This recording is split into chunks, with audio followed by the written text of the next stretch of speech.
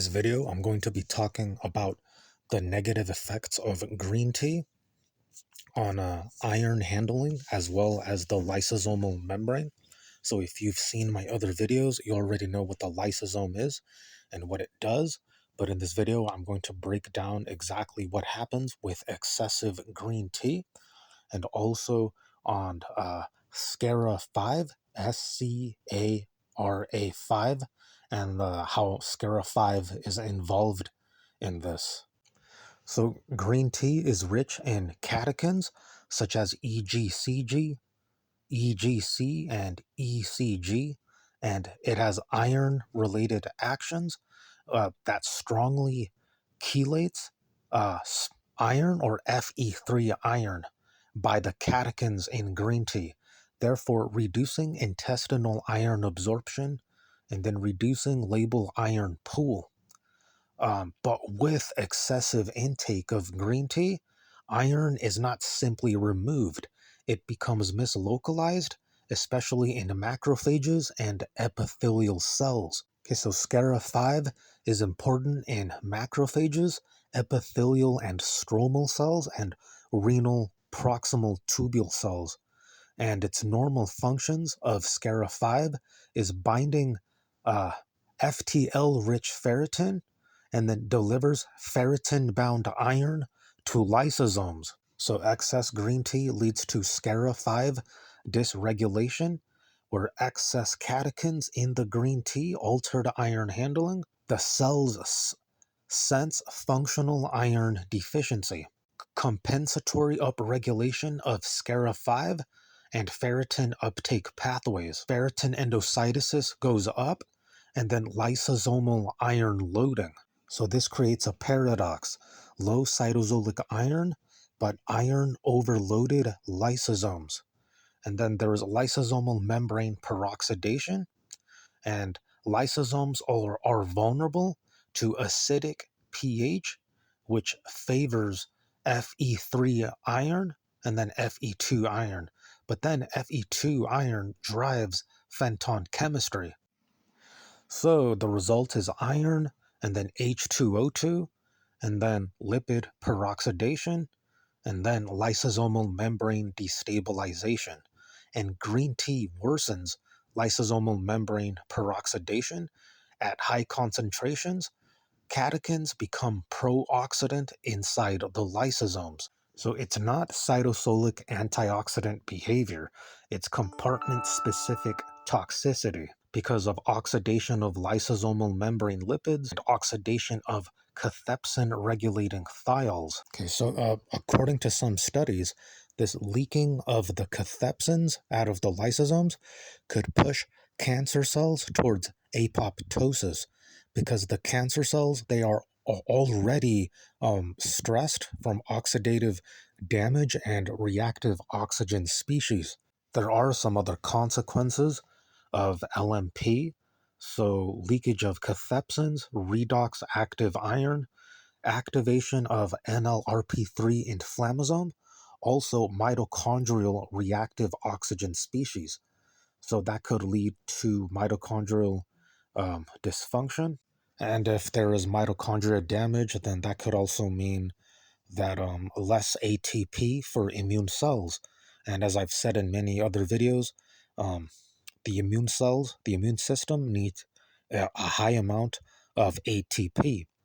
But of course, excessive green tea can weaken the immune system if there is not enough ATP for the mitochondria. So even if green tea can push cells or already stressed cells towards apoptosis, it's still risky because of the mitochondria and less ATP. Okay, so SCARA5 is the gatekeeper that determines whether chelated iron becomes safely stored or dangerously concentrated. Since the lysosomes are already iron-rich or already iron-loaded, that excessive green tea can become pro-oxidant since the iron is already dangerously oxidative already. Excessive green tea could exacerbate that. Okay, so this is where it can also get dangerous on the kidney proximal tubules because the normal role is to reabsorb nutrients, proteins. Um, the consequences of LMP is tubular cell injury or death, and then SCARA5 dysfunction, impaired iron uptake. And the effects on potassium, the tubular damage is either potassium wasting or potassium retention imbalance, which can contribute to hyperkalemia, which is dangerous, or dysregulated excretion if the potassium is not being excreted. So the outcome is acute tubular injury and oxidative stress driven nephrotoxicity. Okay, also LMP can have an effect on the macrophages of the immune system. So LMP leads to lysosomal rupture during a phagocytosis. So while the macrophages are trying to engulf tumor cells, the LMP or lysosomal membrane peroxidation caused by SCARA5 is reduced ability for the macrophages to engulf, or in other words, the phagocytosis attack on tumor cells.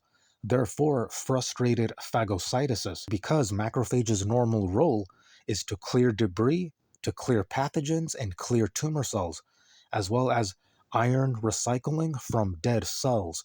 Okay, now here's a huge problem with uncleared debris and uncleared dying tumor cells is that they can accumulate in tissue, leading to chronic inflammation, so that's not good, an immunosuppressive microenvironment, and then tumor progression signals. So tumors exploit this to avoid clearance.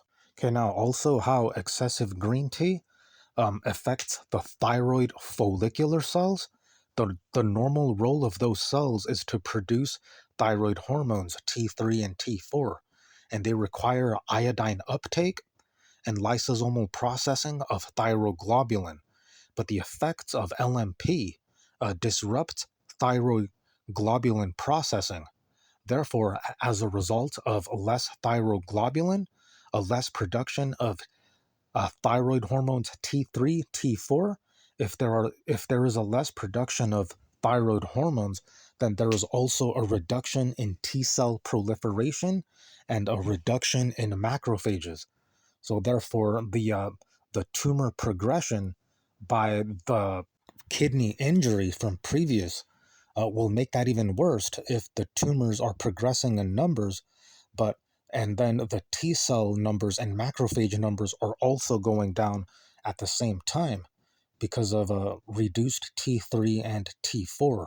And the other effects of SCARA5 and LMP, the impaired iron handling leads to epithelial stress within the intestinal epithelium, and then also leading to barrier disruption, and then the consequences increased leaky gut. Also, altered microbiome interactions, since the gut bacteria is inside the stomach or in the intestines, and then higher susceptibility, tumorogenesis, which I'll cover in a different video. So that's it for this video. If you're interested in more future videos, then make sure to like, comment, share, subscribe, keep it locked in here on my channel, and I'll see you in the next video.